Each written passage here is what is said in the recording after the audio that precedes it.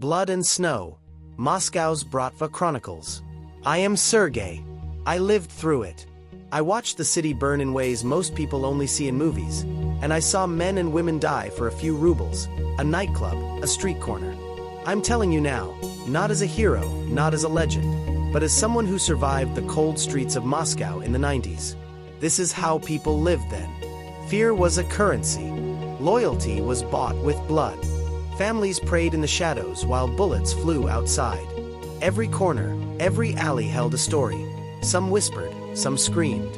And every man who wanted power had to make a choice. Kill, betray, survive. I will take you inside the world that shaped me. You will see the faces of the men who ruled with violence, the chaos that reigned in the streets, and the price we all paid for survival. This is Moscow as it was. Harsh, unrelenting, and unforgettable. Welcome to the Bratva. Welcome to the truth.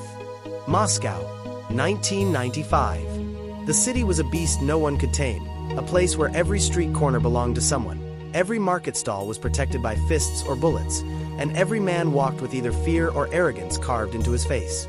The Soviet Union had been dead for a few years, but its corpse still rotted in the alleys. I was 20 when I first stepped into the world of the Taganskaya Bratva. They called us Taganski, a crew with iron hands and wolf eyes. Our streets were near the river, not far from the factories and the gray apartment blocks that coughed out broken men. Life there was cheap, vodka cheaper, and blood cheapest of all. The man who brought me in was Victor, a cousin on my mother's side. He had the kind of reputation that traveled faster than his car.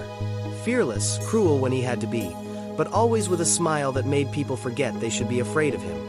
Victor had already done time in prison, already carried scars across his ribs that told their own stories. To me, he was larger than life. The initiation wasn't formal, not like in the movies. There was no ritual, no oath by candlelight, just a job. Victor told me to come with him to a marketplace near Taganskaya Square. We drove there in a black Volga, its engine growling like an old dog. The winter air was sharp, biting through my cheap coat, but Victor wore only a leather jacket, cigarette dangling from his lips. At the market, a few of our guys were already waiting. Broad shoulders, shaved heads, leather jackets, uniforms of the street. They weren't soldiers, but they looked more dangerous than any army I had ever seen. A group of traders, mostly women, stood by their stalls of fruit and cheap clothes, their eyes filled with unease. Victor spoke calmly, almost politely, as he explained the situation. From now on, they would pay for protection. Krisha, he called it, the roof. Without us, someone else would take their money, maybe burn their stalls, maybe worse. With us, they were safe. Simple math. One man resisted, a tall Uzbek selling boxes of imported oranges. He shook his head, said he'd rather deal with the police than gangsters. The market fell silent. Victor sighed, looked at me, and handed me a baseball bat from the car. Your choice, cousin, he said. Show them we are not asking. My hands shook as I took the bat. I had never hit a man like that before, but I knew what this moment meant. I swung, not at his head, but at the oranges, smashing them open, their citrus scent bursting into the cold air. The crowd gasped. Victor smiled. The trader flinched but said nothing more. He paid. They all paid. That was my first job. My first step into the Bratva. And once you step in, there is no stepping back. After that day at the market, the Bratva started to treat me as one of their own. Not as a brother yet, but as someone who had proven he wasn't afraid to dirty his hands. Fear, that was the real currency of Moscow in the 90s. And once you showed you could use it, people respected you. Or at least they kept their mouths shut. A week later, Victor told me I was going to meet the man at the top. Sergey Ivanovich, he said, lowering his voice as if the name itself carried weight. Remember this, don't speak unless spoken to. Don't stare at him too long. And whatever you do, don't try to act smart. He hates smartass. We drove through the city at night, past blocks of concrete housing and glowing billboards selling Western cigarettes and vodka. Moscow was changing. Bright lights and foreign brands on the surface, rot and lawlessness underneath. Our destination was a small restaurant, closed to the public but alive with music and smoke inside. The place smelled of roasted meat, tobacco, and perfume. Women in short dresses laughed too loudly, clinking glasses of champagne. Men in leather coats and gold chains sat at tables heavy with food. But the room fell quiet when Sergey Ivanovich entered. He was in his 40s, with thinning hair slicked back and a thick mustache that made his scowl even sharper. His suit was tailored, his shoes polished to a mirror shine. But it wasn't his clothes that made people lower their eyes. It was the aura around him, the sense that this man's word could lift you to riches or bury you in the ground by morning. Victor introduced me quickly, calling me his cousin, fresh blood. Sergey's eyes studied me like a butcher studies meat before carving it. He nodded once and poured himself a glass of vodka. Young men like him, Sergey said, his voice calm but edged with iron, are the future, if they survive. The men around the table laughed, but it wasn't a joke. That night, I listened more than I spoke. They talked about territories, about who controlled which markets, which nightclubs, which casinos. Names of rival groups came up, the Taganskaya, the Orkhovskaya. I realized then that this wasn't just a gang. It was an empire. Every deal, every gunshot, every bribe to the police, it all tied together, feeding money and power upward to Sergey. 2 days later, Victor handed me my first real job. Not smashing fruit, not scaring traders. This time it was about money. There's a man who owes Sergey, Victor said as we sat in his car, engine idling, smoke filling the cabin. He's been stalling for months. Tonight, you and I will visit him, and you will make sure he understands what it means to disrespect Taganskaya. The debtor was a small-time nightclub owner in the city center, a place that stank of sweat and cheap vodka. He looked nervous as soon as we walked in, his hands trembling as he tried to pour us drinks. Victor didn't touch his glass. Neither did I. You had your chance, Victor told him. Now my cousin here will explain the rules. He handed me a pistol. Cold metal, heavier than I expected. My heart pounded in my ears. The man begged, swearing he would pay tomorrow, swearing he just needed more time. I looked at Victor. He said nothing, just nodded slowly. I raised the gun. My finger brushed the trigger. And in that moment, I understood. This was the line. Once crossed, there would be no way back to the boy I used to be. The gun felt like it weighed 100 kilos in my hand. My finger trembled on the trigger as the nightclub owner pleaded, his voice breaking, sweat dripping down his forehead. The music from the club outside thumped faintly through the walls, a rhythm out of sync with my heartbeat. Victor leaned in close, his voice low, steady. Do it, or you'll never be one of us. I looked into the man's eyes. He wasn't a stranger anymore. He was fear itself staring back at me. His lips quivered around promises he would never keep. In that instant, something inside me snapped. The shot was louder than I expected, deafening in the cramped office. The man jerked, collapsed into the chair, blood spilling across the paperwork on his desk. His glass shattered on the floor. Silence followed, heavy and endless, broken only by the ringing in my ears. I stood frozen, the gun still raised, smoke curling from the barrel.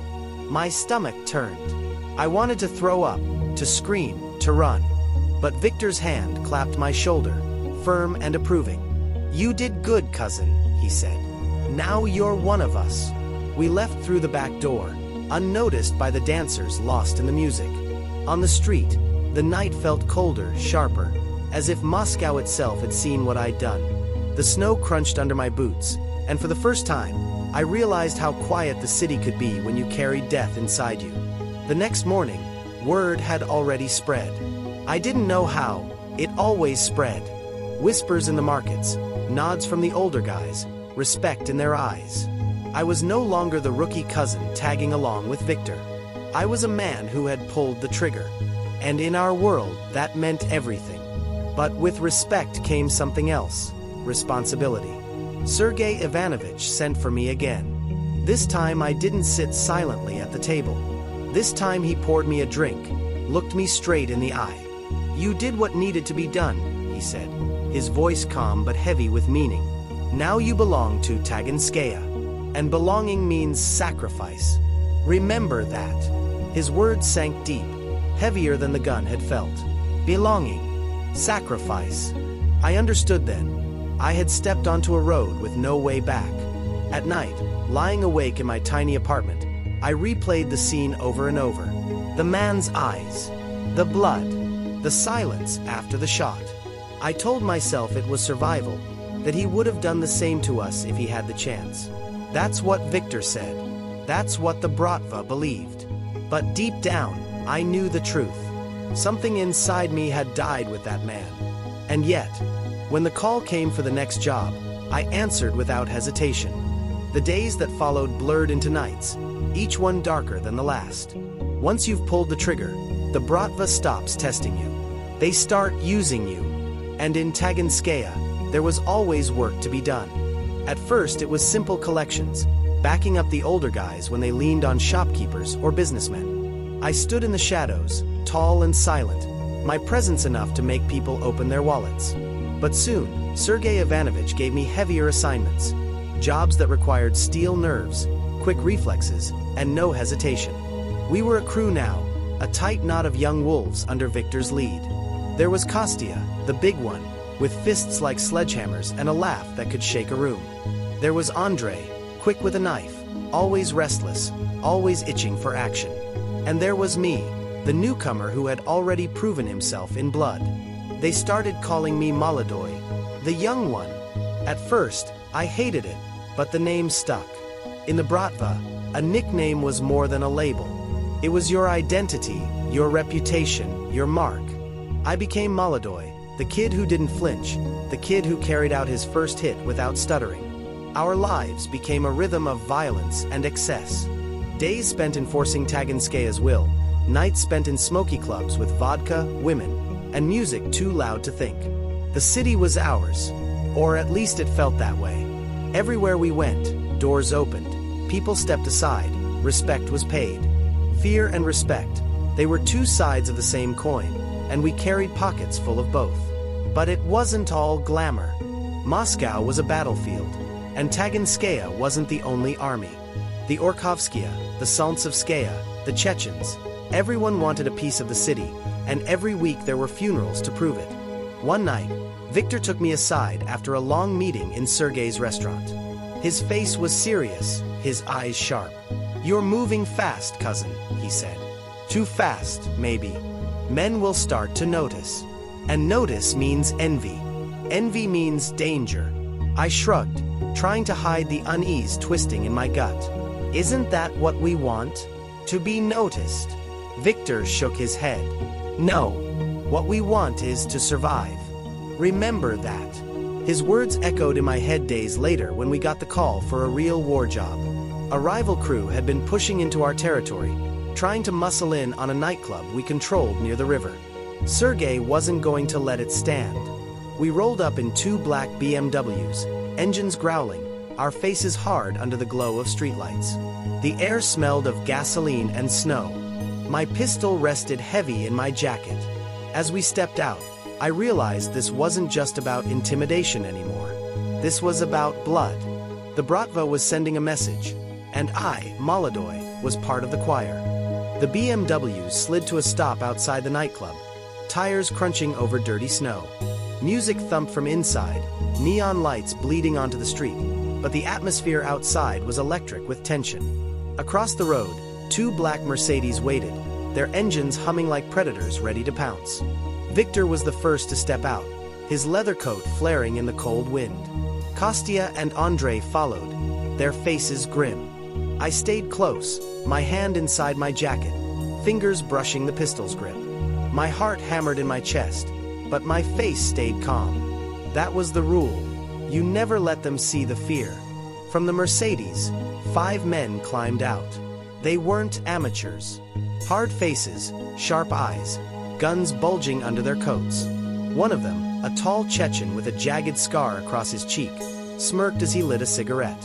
"This is our spot now," he called, his accent thick, his voice calm but sharp as broken glass. "Tell Sergey Ivanovich his time is finished."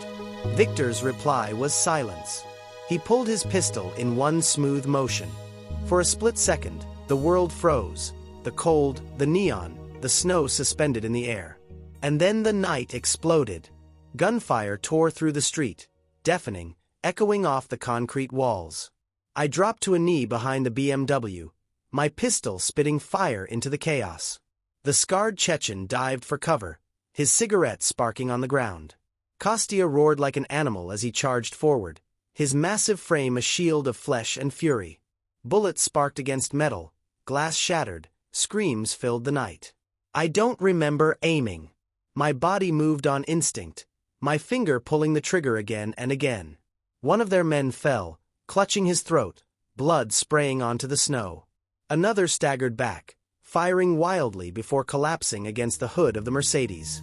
The air stank of gunpowder, sweat, and blood. My ears rang, my chest burned. But I didn't stop. None of us did. When the smoke cleared, 3 of them lay dead in the street. The others fled, their tires squealing as the Mercedes roared into the night. Silence followed, broken only by the hiss of leaking car radiators and the distant thump of music from inside the club. My hands shook as I lowered the pistol, the metal hot against my skin. Victor clapped my shoulder, his face pale but fierce. You held your ground, cousin. You're Bratva now. Truly. I looked at the bodies, the blood staining the snow black in the neon glow. For a moment, I felt nothing. No guilt, no fear. Just emptiness. And then, beneath the emptiness, something darker stirred. Power. That night, back at the restaurant, Sergey Ivanovich raised a glass in my honor. Molodoy, he said, his voice carrying across the room. A true soldier of Taganskaya. The men cheered. Vodka flowed. Women danced. But in my mind, I still saw the scarred Chechen's eyes as he slipped into the car. I knew he wasn't gone. None of them ever were. War had begun. And I was no longer just a boy with a pistol. I was part of it. They listened when we told them, not because they wanted to hear, but because the city ran on stories. Moscow ate and vomited stories like bread. Tales of power, of sudden death, of men who rose and men who fell. We were making another story, one that would be whispered in markets and repeated in smoky rooms. But first came the betrayal. It did not thunder in with fanfare. It arrived like a cold drip from a cracked pipe, slow and steady until the place was flooded. Andrei, the restless knife, started coming in late. He missed meetings and had excuses that sounded believable when he spoke them. Family, debts, a girl that worried too much. Men began to notice small things, a call at 2 in the morning, a name mentioned and then swallowed. In our world, small things were the shape of big crimes. Victor laughed it off first. He liked Andrei. They grew up in nearby courtyards, shared cigarettes and a stolen bicycle. But Victor was also a man who read faces, and his smile began to freeze after a while. He pulled me aside one night in the back room of Sergey's restaurant, where the light was low and the ashtray full. Watch him, Victor said. Not because I don't trust him, because the city doesn't forgive the naive. I watched. I followed shadows. I listened at walls. What I heard was the city's breath, but also the tremor of a plan. One night, in a bar that stank of stale beer and fried fish, I saw Andrei slip into a booth with a man I knew only by the glint of a pistol handle under his coat, a courier for the Orkhovskaya. They spoke quietly, hands moving like they were splitting something between them. I moved close enough to hear names. Markets, a club near the river, a small warehouse we used as a storage point. I told Victor. He did not respond with words. He responded with method. He set a trap that smelled less like chess than like a noose. We staged a cash transfer at that warehouse, a pile of envelopes stuffed with rubles and hope. Men were posted in shadows, guns warm. The plan was to catch the Orkhovskaya red-handed, to humiliate them, and to punish Andrei for his greed. But somebody had burned the wire. The warehouse was an ambush. Not ours, but someone else's. The Orkhovskaya did not arrive. Instead, a unit of men with Chechen accents and black scarves moved like ghosts through the frost. They were too precise, too informed. They had the map of our men's movements drawn on their palms. We walked into a funnel. Victor died in the light, quick and obscene. He was hit as he rounded the crates, hands up, eyes bright with disbelief because betrayal burns slower than a bullet, and the sight of a friend's face in another man's mouth is a poison worse than lead. Kostya took 2 rounds while dragging a wounded brother behind him. Andrei was nowhere to be found. The aftermath was the worst kind of work. Collecting bodies, covering tracks, telling families half-truths. Sergey Ivanovich closed his face like a vault. He did not scream. He did not cry. He moved like an executioner who cleans his knife after the job. "You tell me who opened that door," he said to me, and his voice was a blade. "You tell me who fed them our movements." I told him what I knew. The name that landed on the table was thin and ugly and simple. Andrei. But the truth was never that simple. It turned out Andrei had been talking to more than one crew. He had been the sort of man who pivoted to whoever fed him warmer bread. He had been paid, sure, but he had also been promised something else. Protection, a small corner of the market, the kind of life his restless hands had been itching for. He wanted more than being Victor's shadow. He wanted to be someone else's future. We found him days later on the banks of the Moskva, a thin shape under a bridge. He had been given the mercy of a quick end. He did not plead. The water around him held the reflection of our faces like a verdict. That kind of pain radicalizes you. It forces decisions that are cleaner on paper than they are in the gut. I could have taken immediate revenge on every man who smiled too pleasantly in my presence. I could have burned whole blocks until the ash told the story. Instead, I learned to use what was left of Victor and what Sergey still had: patience and leverage. We struck back, but the push and pull of our retaliation was less glorious than the novels would later make it. We hid a money operation of the Orkhovskaya. We sabotaged a shipment. We made 2 public shows of force in places they thought safe. The Chechens retaliated in kind, and for a while it felt like the city itself willfully tore at its seams, as if Moscow enjoyed the sound of its own breaking. What scares you is not dying. It's the slow undoing of who you believe yourself to be. In the weeks after Victor's death, I woke up as if someone else had slept by my side. I learned to breathe through the animal inside me. I learned how to call men and have them obey without question. I learned. That power requires a ledger. Favors owed, lives exchanged, promises stacked in the quiet of rooms that smell of cheap coffee and colder regrets. Sergey began to move like a man who needs to secure his legacy. He folded businesses into front companies, transferred ownership into the names of men he trusted less because he trusted less men. He made alliances with unlikely partners, a regional judge who once took his envelope without looking, a politician who had once pretended to spit at gangsters but now accepted loans and returned with promises. We bled money into institutions, and those institutions turned our red into black. I learned to play that game. I sat at tables with men who wore navy suits instead of leather, with ties knotted like nooses, and I found in their eyes the same hunger I'd seen in Victor's face the first time he had asked me to break oranges. They wanted protection, influence, beneficiaries who could cut through regulation and shame. In return, they offered us resources we'd never imagined in the nights of our youth. Legal names, bank accounts, warehouses that were not traps, passports. We changed methods because Moscow was changing. Necessity forced innovation. Wars shifted from the street to the ledger. But the ledger still had blood on it. Months later, sitting in a small cafe on Taganskaya Square where the steam from the samovar fogged the windows and old men played chess, I watched 2 teenagers fight over a dog.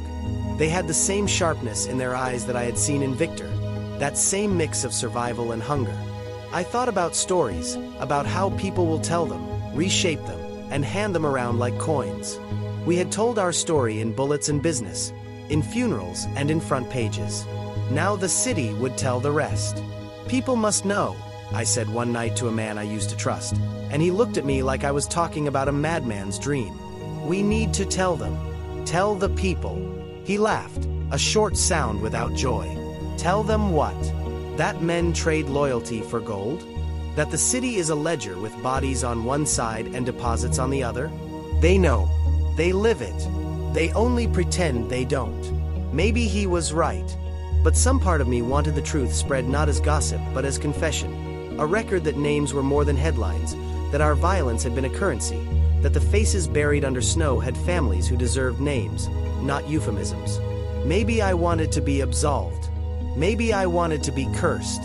Maybe I wanted the children who played by the river to grow up knowing there was something to remember. The next move would not be a shooting or a sabotage. It would be the careful, slow making of a narrative, a way to tell the truth about the city that made us and broke us. It would be dangerous in a different way. Words, after all, can travel farther than bullets if you have the means to let them fly. It would require cunning, patience, and an audience that still had ears. It would require telling people a story that many of them had been living in and would still not accept. But for the first time in a long while, I felt that urge. Not just to survive, but to make the city remember. To tell people. The funeral was held in silence, though silence in Moscow was never real. The streets hummed with traffic, the air filled with whispers, the old women crossing themselves as they passed our black procession. Victor's coffin, heavy oak, was carried by men whose faces were cut from stone. Sergey Ivanovich walked ahead, his eyes hidden behind dark glasses, his lips pressed into a line. The cemetery was crowded. Friends, family, men who owed Victor money, men who feared his ghost more than his life. They all came, because absence would have spoken louder than words. The priest mumbled prayers, but they barely reached us. The sound of shovels, the cough of cheap cigarettes, the scrape of leather boots in the snow were louder. When the coffin was lowered, Sergey whispered something under his breath. I never heard it, but I saw his shoulders stiffen, as if the weight of the city itself had pressed down on him. That night, after the funeral, we gathered in the restaurant. Vodka lined the tables, untouched. Sergey stood at the head, his cane resting against the chair, and for the first time I saw him look old. We lost a son, he said quietly. But the city doesn't pause. It eats the weak, it tests the strong. And now it tests us. He lifted his glass. We followed. The toast was not to Victor. Not directly. It was to survival, to power, to the idea that his death would not be in vain. From that moment, everything accelerated. The Chechens struck hard. Drive-bys in the south. Fires in warehouses. Money couriers who never came back. They wanted territory, and they wanted to humiliate us. Their message was clear. Taganskaya was bleeding. But Sergey was not a man who accepted humiliation. He moved us like pieces on a board. I was no longer the boy sitting in corners with a pistol hidden under my coat. I was at the table now. Our first retaliation was precise. A gambling den on Profsoyuznaya Street, run by a Chechen crew. We struck on a Friday night. 2 cars blocked the exit. Men poured in with pistols and bats. I led one of the teams. My heart didn't pound anymore. It beat steady, as if it knew its rhythm now belonged to violence. Inside, smoke hung low over the tables. The players froze, cards in their hands, vodka bottles halfway to their lips. The Chechen guards reached for weapons, but we were faster. Shots cracked. One fell instantly, his chair splintering under him. Another tried to fire back, but Kostya's cousin smashed his jaw with a bat before he could pull the trigger. We took their cash, their weapons, and left 3 bodies cooling in the smoke. On the way out, I noticed a boy no older than 16, crouched behind the bar, eyes wide, lips trembling. He clutched a bottle like a weapon. For a moment, I saw myself in him. Then I turned away. By morning, the city knew. Word spread faster than blood dries. Taganskaya was still alive. But with every victory came cost. Police began to sniff around. A major named Lebedev appeared, a thin man with sharp glasses and a sharper smile. He visited the restaurant one afternoon, not with a warrant but with a smirk. Sergey Ivanovich, he said smoothly, Moscow is changing. The chaos won't last forever. Men like you, you'll need friends in the new order. And friends, well, they require loyalty. He wasn't offering friendship. He was selling protection. The cops wanted their cut, just like the gangs. Sergey nodded, poured him vodka, and agreed to nothing. But when Lebedev left, Sergey turned to me. Remember this face, he said. Men like him are more dangerous than 10 Chechen crews. They wear law like armor. They smile while they cut your throat. The war dragged on. Chechens ambushed one of our cars near the ring road, killing 2 soldiers. In response, we set fire to one of their car dealerships. They kidnapped a cousin of Sergey's lieutenant. We found him 2 days later, broken and barely alive. Every week, blood was spilled. Every week, funerals followed. Through it all, I hardened. The boy who trembled at his first gunfight was gone. In his place stood a man who gave orders, who saw fear in other men's eyes and recognized it as power. One night, Sergey called me into his office. The restaurant was closed, the air heavy with cigarette smoke. He poured 2 glasses of Armenian brandy, rare and expensive. "You've grown," he said simply. "Not in years. In weight. Men listen to you. They follow." Victor would have wanted this. He paused, his eyes narrowing. But growth comes with enemies. Not just Chechens. Not just Orkhovskaya. Sometimes, inside our own walls. I knew what he meant. Betrayal wasn't finished with us. It never was. The war was only beginning. Winter had frozen Moscow into a silent gray cage, but the streets still burned with war. Sergey Ivanovich called a meeting in a hidden warehouse near the river, a place untouched by outsiders, filled with crates of vodka, weapons, and men who had lived through more fights than the city had nights.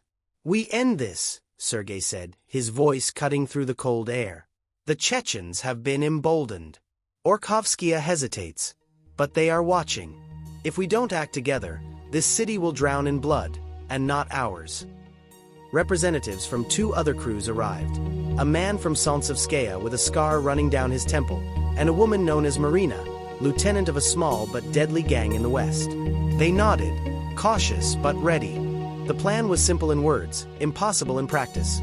Strike at 3 major Chechen operations simultaneously, hit them fast, and hit them where it hurts: their supply lines, their safe houses, and their money. I was assigned to the southern team, Victor's replacement as field commander. My crew, Kostya, Andrei's old brother Misha, and 2 newer men who had survived the winter without whining.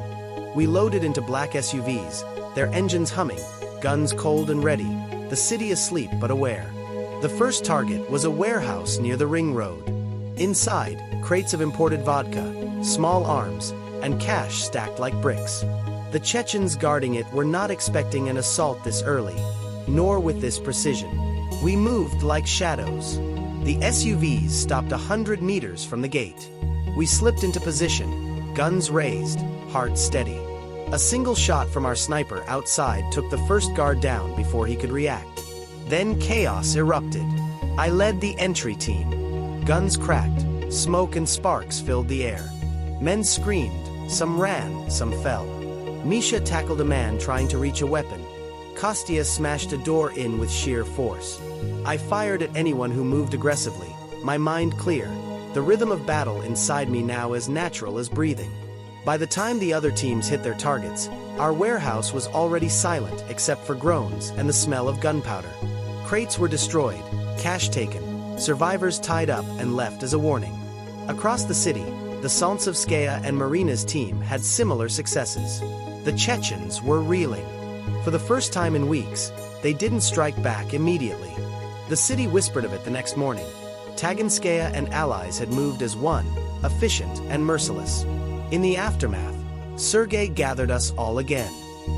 He surveyed the destruction through the dim light of the warehouse and nodded. "This is how wars are won," he said. "Not by rage alone. By planning, precision, and understanding who will fall first." That night, as I walked the frozen streets back to my apartment, I realized the city had changed. Men looked at me differently now. I had led a strike, coordinated violence across 3 fronts, and survived. I was Molodoy no longer. I was something older, sharper, something that could survive anything Moscow threw at me. But the victory was not without cost. 2 of my men were gone, one shot in the face, the other crushed under a falling beam. I didn't cry. There was no time for mourning. The war would not pause. The Chechens would strike back, Orkhovskaya would notice our growing strength, and Sergey's enemies inside the city's shadows would always whisper and plot. Still, I felt the taste of power for the first time. Real power. The kind that demanded respect, that commanded attention, that made enemies pause and allies lean in. The city, with all its rot and ice and blood, finally seemed mine to navigate. And I knew one thing with terrifying clarity. Once you've led men in battle, once you've decided who lives and who dies, the boy you once were cannot return. The Bratva, Moscow, and we were all changed forever. The spring thaw brought a false sense of peace to Moscow. Snow melted into the gray streets, but the blood we had spilled in winter had stained the city too deeply to be washed away. Taganskaya was stronger than ever, but power always draws enemies, and enemies always wear familiar faces. It started with whispers. Small things at first, a misplaced envelope, a name mentioned in the wrong context, a man absent when he should have been present. Sergey noticed, of course. His eyes, sharp as knives, scanned our ranks constantly. He didn't speak, but the silence carried a message. Trust no one completely. Then the strike came, not from Chechens, not from Orkovskaya, but from inside.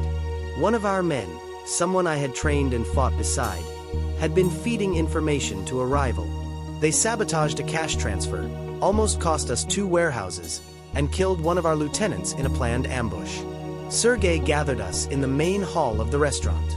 The chandeliers glowed over polished wood tables, bottles lined up like soldiers, but the air was thick with tension. He looked at each of us in turn, and when his gaze met mine, I felt it like a hammer blow. Betrayal, he said slowly, is the final test. It separates boys from men, soldiers from killers. He handed me a pistol, heavy, cold, familiar. Molodoy, he said, you will handle it. I stepped outside into the alley. The man waited, confident, thinking he could walk away from blood spilled by his own hands. I didn't hesitate. I saw the fear in his eyes, the same fear I had once seen in the faces of traitors, rivals, enemies. A bullet ended it quietly. When I returned, Sergey nodded. The city will always test us. But you've passed. Weeks later, the Chechens made one final attempt. They underestimated our coordination. We struck with precision, crushing their operations in the south and west. Bodies piled, money seized. Their empire shrank in days. The city took notice. Taganskaya was no longer just a crew. It was a name whispered with respect and fear in every Moscow alley. I walked through Taganskaya Square one evening, the river reflecting the pale light of the city. I thought of Victor, Andrei, Kostya, the men we had lost, and the city that had shaped us. I thought of myself, not the boy who had swung a bat at fruit in the market, not the trembling Molodoy who fired his first pistol, but the man who had survived Moscow's teeth and come out on top. Power was intoxicating, but it was lonely. Respect came with a price. Survival demanded sacrifice. And in the heart of Moscow, in the frozen alleys and neon nights, I realized something. The city doesn't forgive. It doesn't forget. It doesn't love. It only watches. I poured myself a glass of brandy in Sergey's restaurant, the warmth spreading through my chest. Outside, the city pulsed with life and danger, with laughter and blood, with those who ruled and those who fell. I lifted my glass to the reflection in the window. To Moscow, I whispered. To the city that made us, and the city that will remember us, whether it wants to or not. The war was over. The battles would continue elsewhere. The stories would be retold, names remembered or forgotten. But we, Taganskaya, Sergey, and we had survived the worst of it. And for now, that was enough. The city was alive, brutal, and beautiful in its own dark way. And so were we. I am Sergey, and what you just heard is only a part of the story. I will tell you the full truth about the gangs of the 90s, the streets, the betrayals, the blood, and the power that ruled across the entire former Soviet Union. If you want to know what it was really like to live in a world where loyalty could be bought and lives ended in a heartbeat.